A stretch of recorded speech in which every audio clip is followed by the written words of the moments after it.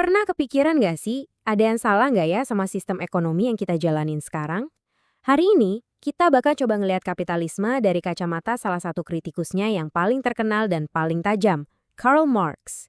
Coba deh bayangin, gimana kalau keuntungan besar yang didapat perusahaan tempat kamu kerja itu sebenarnya berasal dari nilai kerja kamu yang nggak dibayar penuh? Pertanyaan provokatif inilah yang jadi inti dari seluruh kritik Karl Marx. Oke, sebelum kita melangkah lebih jauh, kita samain dulu pemahamannya. Apa sih kapitalisme itu? Gambarnya, ini adalah sistem ekonomi di mana alat-alat produksi, kayak pabrik, tanah, mesin, itu dimiliki sama swasta, bukan negara. Dan tujuan utamanya? Jelas, cari profit sebesar-besarnya di pasar yang penuh persaingan. Nah, sistem ini berdiri di atas beberapa pilar utama. Ada hak milik pribadi, ada motif buat cari untung terus-menerus, ada pasar bebas dan kompetisi, dan idealnya campur tangan pemerintah itu seminimal mungkin. Intinya sih, ini semua soal kebebasan berekonomi. Tapi, di tengah gemerlapnya revolusi industri di abad ke-19, ada seorang pemikir yang lihat ada sesuatu yang nggak beres. Ada konflik fundamental yang, menurut dia, nggak bisa dihindari dari sistem ini. Dan pemikir itu ya, Karl Marx, bareng sahabatnya, Friedrich Engels, dia nulis kalimat yang terkenal banget. Sejarah semua masyarakat yang ada hingga kini adalah sejarah perjuangan kelas. Kutipan ini adalah kunci buat ngebuka semua pemikirannya.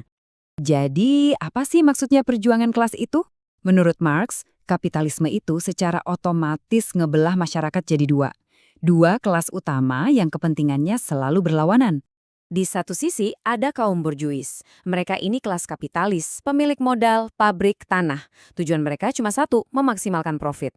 Nah, di sisi lain, ada kaum proletar. Mereka ini kelas pekerja yang nggak punya apa-apa selain tenaga mereka sendiri, yang harus mereka jual buat dapat upah dan bertahan hidup. Kepentingan keduanya ini menurut Marx nggak akan pernah bisa sejalan. Disinilah bibit konfliknya. Terus, pertanyaannya, dari mana datangnya profit kaum borjuis ini? Nah, ini ngebawa kita ke konsep kedua yang paling penting dari Marx, nilai lebih atau surplus value. Jadi nilai lebih itu, gampangnya, adalah selisih antara nilai yang diciptakan oleh seorang pekerja dengan upah yang dia terima. Menurut Marx, inilah satu-satunya sumber keuntungan para kapitalis. Bukan dari modal, bukan dari kehebatan mesin, tapi dari sini. Biar lebih kebayang, prosesnya kira-kira begini. Pertama, seorang pekerja mengolah bahan mentah jadi produk jadi, yang artinya dia nambahin nilai ke barang itu. Kedua, si pekerja ini dibayar upah. Tapi menurut Marx, upah ini nilainya lebih rendah dari nilai yang sebenarnya dia hasilkan. Ketiga, produknya dijual di pasar dengan harga penuh. Nah, yang keempat ini kuncinya. Selisih antara harga jual produk sama total biaya produksi termasuk upah, itulah yang disebut nilai lebih. Dan kelima, nilai lebih inilah yang masuk ke kantong pemilik modal sebagai profit. Jadi, laba itu, kata Marx, asalnya dari kerja buruh yang tidak dibayar setimpal. Oke, jadi kritik Marx itu bukan cuma soal ekonomi atau eksploitasi finansial aja loh. Dia juga ngelihat ada dampak psikologis yang dalam banget dari sistem ini yang dia sebut sebagai alienasi atau keterasingan. Alienasi ini kondisi di mana para pekerja jadi ngerasa terputus. Terputus dari produk yang mereka bikin, dari proses kerjanya, dari teman-teman kerjanya, dan bahkan terputus dari diri mereka sendiri sebagai manusia. Marx ngebagi alienasi ini jadi 4 jenis. Pertama, terasing dari produk yang dia buat. Dia bikin barang bagus tapi barang itu bukan miliknya. Kedua, terasing dari proses kerjanya. Kerjaan jadi monoton, kayak robot, nggak ada ruang buat kreativitas. Ketiga, terasing dari orang lain. Sistem ini kan mendorong kompetisi antar pekerja, bukan kerjasama. Dan yang terakhir, yang paling parah, terasing dari diri sendiri. Pekerjaan cuma jadi cara buat nyanyi duit, bukan lagi cara buat mengekspresikan siapa diri kita. Dengan semua konflik dan alienasi ini, Marx kemudian membuat sebuah prediksi yang, sangat berani tentang nasib akhir kapitalisme. Dia percaya kalau sistem ini nantinya bakal hancur karena masalah dari dalam dirinya sendiri. Logikanya gini, persaingan yang ketat bikin para kapitalis nekan biaya, seringnya dengan nurunin upah. Akibatnya para pekerja jadi nggak mampu beli barang-barang yang mereka produksi sendiri. Terjadilah krisis. Siklus ini, kata Marx, bakal terus berulang sampai akhirnya kaum pekerja sadar akan nasibnya, bersatu dan memicu sebuah revolusi. Oke, mungkin prediksi soal revolusi besar-besaran itu belum terjadi secara global ya.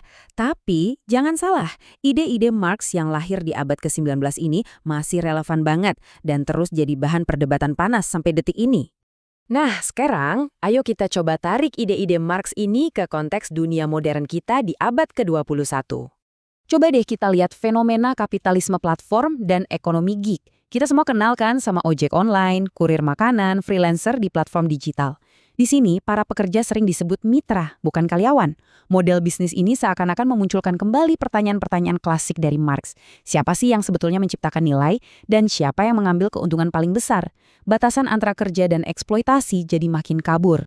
Perdebatan ini juga akhirnya memunculkan dua kubu kapitalisme yang lagi bersaing. Di satu sisi, ada kapitalisme pemegang saham atau shareholder capitalism, model klasik yang fokusnya cuma satu, memaksimalkan profit buat investor. Nah, di sisi lain, muncul gagasan baru, kapitalisme pemangku kepentingan atau stakeholder capitalism. Gagasan ini bilang, perusahaan itu harusnya bertanggung jawab ke semua pihak, bukan cuma investor, termasuk ke karyawan, pelanggan, pemasok, bahkan masyarakat luas. Terus gimana cara ngukurnya?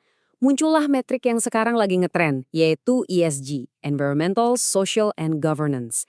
Ini adalah upaya modern buat bikin perusahaan nggak cuma mikirin untung rugi, tapi juga dampaknya ke lingkungan, ke sosial, dan gimana cara perusahaan itu dikelola. Bisa dibilang ini kayak upaya buat menjawab sebagian dari kritik-kritik pedas yang dulu dilontarkan oleh Marx. Nah, ini yang membawa kita ke pertanyaan terakhir. Apakah model stakeholder capitalism dengan metrik ESG-nya ini benar-benar jawaban atas kritik Marx soal eksploitasi dan alienasi? Atau jangan-jangan ini cuma ganti baju aja dari sistem yang sama yang intinya tetap berjalan di atas nilai lebih yang diambil dari para pekerjanya? Pertanyaan ini masih jadi perdebatan besar dan jawabannya mungkin akan membentuk masa depan dunia kerja kita semua.